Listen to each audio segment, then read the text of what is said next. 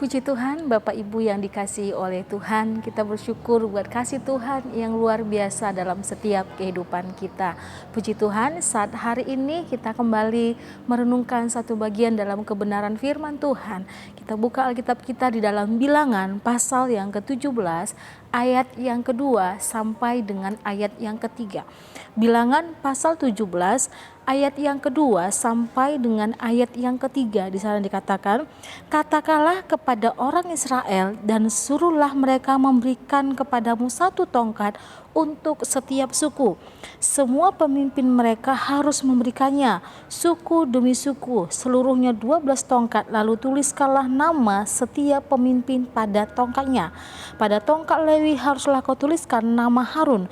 Bagi setiap kepala suku harus ada satu tongkat. Puji Tuhan, tema yang saya bagikan pada saat hari ini yaitu tongkat.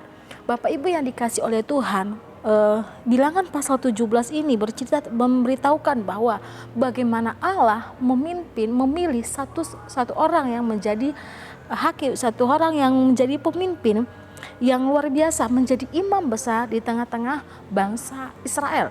Di sana dikatakan bahwa tongkat Harun yang berbunga. Allah meminta kepada Musa untuk mengumpulkan satu tongkat setiap suku. Dan firman Tuhan menjelaskan suku Harun atau suku Lewi harus menuliskan nama Harun di sana. Keajaiban terjadi. Firman Tuhan menjelaskan bahwa tongkat itu bertunas, bahkan berbuah. Bapak Ibu yang dikasih oleh Tuhan, satu hal yang kita pelajari dari pasal 17 ini bahwa bagaimana Allah menentukan, Allah yang punya otoritas, Allah yang memilih seseorang untuk menjadi seorang pemimpin. Dan kewajiban kita lah sebagai anak-anak Tuhan harus taat akan pilihannya Tuhan. Bapak Ibu dikasih oleh Tuhan, tongkat juga berbicara tentang lambang kepemimpinan dan otoritas. Kalau zaman dahulu tongkat itu terbuat dari batang kayu yang kuat yang dibawa oleh para gembala. Para gembala tidak hanya menggunakan tongkat sebagai alat untuk membantu ia berjalan di tanah yang sulit, namun juga sebagai senjata untuk menjaga kawanan dombanya dari ancaman bahaya atau ancaman serigala binatang-binatang buas. Tongkat juga berbicara tentang lambang kepemimpinan dan otoritas, yaitu Allah yang pertama, Allah yang memimpin umatnya. Allah punya tongkat, Allah punya otoritas memimpin setiap umat-umatnya. Dan di dalam Mazmur pasal 23 ayat yang pertama sampai dengan ayat yang keempat, Mazmur 23 ayat yang pertama sampai dengan ayat yang keempat, firman Tuhan, Tuhan adalah gembalaku, takkan kekurangan aku. Ia membaringkan aku di padang rumput yang hijau. Ia membimbing aku ke air yang tenang. Ia menyegarkan jiwaku. Ia menuntun aku di jalan yang benar oleh karena namanya. Sekalipun aku berjalan dalam lembah kekelaman, aku tidak takut bahaya, sebab Engkau besertaku. Gadamu dan tongkatmu itulah yang menghibur aku. Bapak Ibu dikasih oleh Tuhan, di sana firman Tuhan menjelaskan Allah adalah pemimpin kita, Allah adalah gembala kita, dan kita adalah domba kawanannya. Kita adalah domba-domba yang dipimpin oleh Tuhan. Dan pemazmur mengatakan bahwa Tuhan adalah gembalaku. Di dalam Dia tidak ada kekurangan. Karena apa? Gembala pada umumnya dia akan membawa domba-dombanya kepada mata air yang baik, bahkan kepada rumput yang hijau. Dia akan membawa domba-domba itu ke rumput yang hijau supaya apa? Domba itu mendapatkan makanan yang terbaik. Setiap kehidupan kita pun seperti itu. Tuhan memberi yang terbaik dalam hidup kita. Dan ketika Dia yang memimpin kita sebagai anak-anak Tuhan hanya taat. Dengar-dengaran. Domba dia akan mengenal suara gembalanya. Domba dia akan sangat peka mendengar suara gembalanya.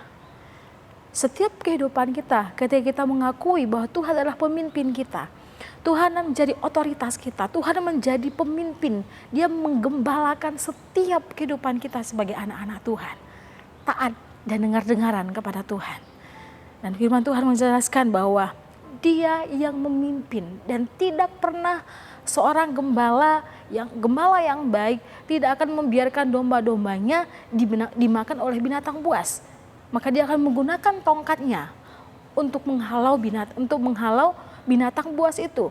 Bapak Ibu diberkati oleh Tuhan. Kita sebagai anak-anak Tuhan, kita adalah dombanya Allah. Tuhan tidak membiarkan kita binasa. Tuhan menggunakan tongkatnya untuk mendidik kita, untuk menjaga, untuk mengajar kita akan kebenaran-kebenaran firman Tuhan. Supaya apa? Kita tidak binasa. Supaya kita apa? Supaya tetap ada di jalannya. Di jalan yang Tuhan tunjukkan kepada setiap kehidupan kita. Yang kedua, tongkat adalah lambang kepemimpinan. Di dalam dunia ini, Allah yang memilih seorang pemimpin. Allah yang memilih seorang pemimpin. Seperti dalam Bilangan pasal yang ke-17 ayat yang ke-18 tadi di sana katakan, ayat yang ke-8, Bilangan 17 ayat yang ke-8 firman Tuhan. Ketika Musa keesokan harinya masuk ke dalam kemah hukum itu, maka tampaklah tongkat Harun dari keturunan Lewi telah bertunas, mengeluarkan kuntum, mengembangkan bunga, dan berbuahkan buah badam. Ini sesuatu hal yang mustahil bagi manusia. Bagaimana tongkat kayu yang sudah dipotong dari akarnya, yang sudah dikeringkan, yang biasa dipakai sehari-hari, tetapi dalam satu malam tongkat itu bisa berbunga, bisa berbuah, bahkan di sana katakan menghasilkan buah yang baik, buah badam. Itu sesuatu hal yang tidak mungkin. Tapi ketika Tuhan menghendaki, dengan cara itulah Tuhan memilih pemimpin. Tuhan memilih Harun menjadi imam besar, menjadi imam di tengah-tengah bangsa Israel. Bapak Ibu yang dikasih oleh Tuhan, di dalam dunia ini terkadang juga Tuhan yang memilih seorang pemimpin. Tuhan yang memilih pemimpin dalam setiap kehidupan kita. Di tengah-tengah keluarga, ada orang tua yang menjadi pemimpin bagi anak-anaknya. Di lingkungan ada pemimpin RT RW. Di negara kita ini ada presiden. Bahkan di daerah-daerah ada pemimpin bangsa, ada pemimpin negeri kita. Kita sebagai anak-anak Tuhan harus taat. Di dalam Roma pasal 13 di ayat yang kedua di sana dikatakan, sebab itu barang siapa melawan pemerintah, ia melawan ketetapan Allah, dan siapa yang melakukannya akan mendatangkan hukuman atas dirinya.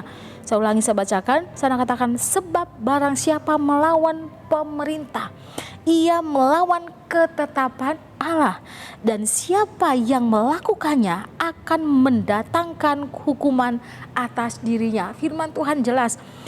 Tunduk kepada pemimpin sama dengan kita tunduk kepada otoritas Tuhan. Dan firman Tuhan menjelaskan, siapa yang melawan pemerintah, ia melawan ketetapan Allah. Karena apa? Karena Allah yang memimpin, Allah yang memilih pemimpin. Pemimpin rumah tangga, pemimpin di lingkungan kita. Sekalipun kita berkata, oh dia nggak cocok jadi seorang pemimpin, oh dia seperti ini, dia seperti ini. Tugas kita sebagai anak-anak Tuhan apa? Ya berdoa bagi pemimpin. Berdoa bagi pemimpin bangsa kita. Berdoa bagi pemimpin daerah-daerah kita. Mungkin kita lihat, oh dia melakukan begini, dia seperti ini. Mungkin nggak sesuai dengan hati kita, pemimpin kita saat hari ini. Atau pemimpin lingkungan, atau pemimpin daerah kita.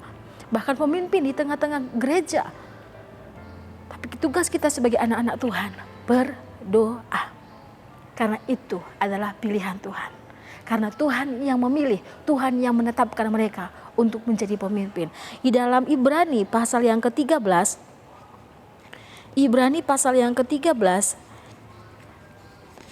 di ayat yang ke-17, Ibrani 13 ayat 17 sana katakan, taatilah pemimpinmu dan tunduklah kepada mereka, sebab mereka berjaga-jaga atas jiwamu, sebagai orang-orang yang harus bertanggung jawab atasnya.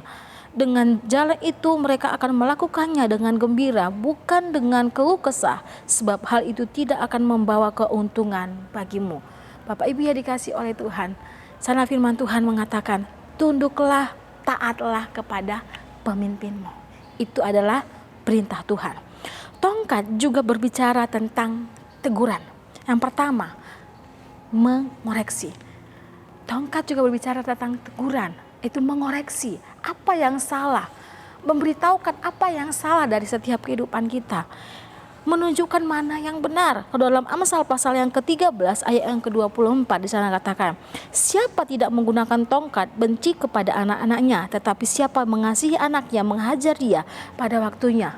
Ini berbicara tentang bagaimana ada tindakan, ada perbuatan yang dilakukan. Misalnya seorang anak, kalau saya ketika saya masih di tengah-tengah keluarga saya, ketika masih kecil, berulang kali mungkin orang tua berkata jangan, ini jangan, nggak boleh ini lakukan. Ketika selalu saya lakukan, kesalahan yang sama berulang-ulang saya lakukan, maka biasanya papa menggunakan sapu lidi untuk memukul, untuk mengingatkan saya kalau itu salah. Terkadang ada butuh hal yang keras untuk mengingatkan, mungkin butuh pukulan untuk mengingatkan, tapi bukan benci. Orang tua tidak benci kepada saya, tapi karena dia mengasihi saya. Begitu juga dalam kebenaran firman Tuhan. Terkadang firman Tuhan itu keras datang kepada kita, tapi itu mengoreksi kita bahwa kita salah. Ini yang benar, mana yang tidak. Kadang-kadang firman Tuhan itu keras datang pada setiap pribadi kita. Kadang-kadang Tuhan menegur kita dengan cara yang keras, atau mungkin dengan berbagai persoalan yang Tuhan izinkan. Tapi bukan berarti Tuhan benci kepada kita, tapi karena dia mengasihi kita. Bapak Ibu yang dikasihi oleh Tuhan, dalam Amsal pasal 22 ayat yang ke-15 ada katakan, kebodohan melekat pada hati orang muda, tetapi tongkat didikan akan mengusir itu daripadanya. Dia melihat sampai ke dalam apa yang salah daripada kita, dan dia akan mengoreksi, memberitahukan ini yang benar, yang mana yang tidak. Sekalipun itu datangnya ada teguran yang keras, sekalipun itu seperti cambukan, seperti pukulan, tetapi ketika kita punya hati yang rela, itu dibentuk oleh Tuhan, kita akan menjadi anak-anak Tuhan yang luar biasa. Tongkat juga berbicara tentang teguran, yaitu mengajarkan hikmat, memberitahukan, menegur yang bersalah dengan ucapan, dengan perkataan, mengajarkan tentang kejujuran. Amsal 27 ayat yang ke-5, lebih baik teguran yang nyata daripada kasih yang tersembunyi. Pengkhotbah 7 ayat yang ke-5, mendengar hardikan orang berhikmat lebih baik daripada mendengar nyanyian orang bodoh. Bapak Ibu yang dikasih oleh Tuhan, sana jelas firman Tuhan menjelaskan bahwa lebih baik teguran yang nyata daripada kasih yang sembunyi. Mungkin kita melihat orang-orang sekeliling kita, mungkin kita melihat teman kita, saudara kita, keluarga kita, mereka melakukan kesalahan atau mungkin mereka melakukan dosa. Tidak apa-apa kita menegur mereka dengan kata-kata, tidak apa-apa kita mengingatkan dia bahwa dia salah, mengingatkan dia bahwa ya, apa yang harus dilakukan, mana yang benar, mana yang tidak. Karena apa? Ketika kita menegur dia, berarti kita mengasihi dia, karena kita tidak mau dia lebih jatuh dalam dosa. Karena kita menginginkan dia lebih baik. Begitu juga dalam setiap kehidupan kita. Ketika kita melakukan kesalahan, ketika orang menegur kita dengan kata-kata, sekalipun itu kata-kata yang tidak enak untuk kita dengar, atau kata-kata yang sangat pedas untuk kita dengar, mari sebagai anak-anak Tuhan terima teguran itu sebagai kasih Tuhan dalam hidup kita. Ketika kita masih ditegur, puji Tuhan, Tuhan masih sayang kepada kita. Ketika kita dinasehati orang-orang sekeliling, kita dinasehati oleh keluarga, kita dinasehati oleh teman, sahabat kita bersyukur bahwa mereka mengasihi kita. Karena apa? Mereka masih menegur kita, karena apa? Mereka mengasihi kita. Kita bersyukur atas semua hal itu. Karena apa? Ketika kita ikut, ketika kita memilih untuk taat dan dengar-dengaran, mendengar nasihat, mendengar teguran, maka firman Tuhan, hidup kita pun akan semakin baik.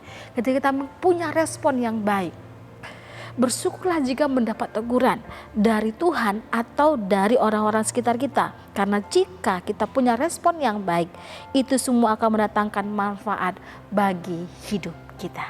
Puji Tuhan, biarlah Tuhan Yesus yang memberkati setiap kehidupan kita. Tuhan Yesus yang menyertai setiap pribadi kita. Puji Tuhan, kita berdoa. Terima kasih Tuhan, segala puji hormat kemuliaan bagi nama-Mu Bapa. Kami bersyukur buat setiap kebaikan Tuhan, buat kebenaran firman Tuhan yang boleh kami dengar pada saat hari ini. Biarlah firman Tuhan yang menguatkan, firman Tuhan yang tetap mengingatkan kami bahwa Engkau Allah yang menjadi kekuatan, Engkau Allah menjadi otoritas di dalam setiap kehidupan kami. Terima kasih Tuhan, terima kasih memberkati setiap jemaat Tuhan. Setiap kebenaran firman yang kami dengar adalah menjadi kekuatan, menjadi ingatan bagi kami untuk kami berjalan sesuai dengan kehendak Tuhan. Terima kasih Tuhan, terima kasih Bapa. Tuhan, Engkaulah kekuatan keluarga GPDS AD Magelang dan Mazmur keluarga GPDS AD Magelang. Engkau telah menjadi keselamatan bagi keluarga GPDS AD Magelang. Engkau Allah Bapa keluarga GPDS AD Magelang, memuji Engkau. Tuhan, Engkaulah pahlawan perang. Tuhan, itulah namamu. Terima kasih Tuhan. Dalam nama Tuhan Yesus Kristus kami berdoa mengucap syukur. Haleluya. Amin.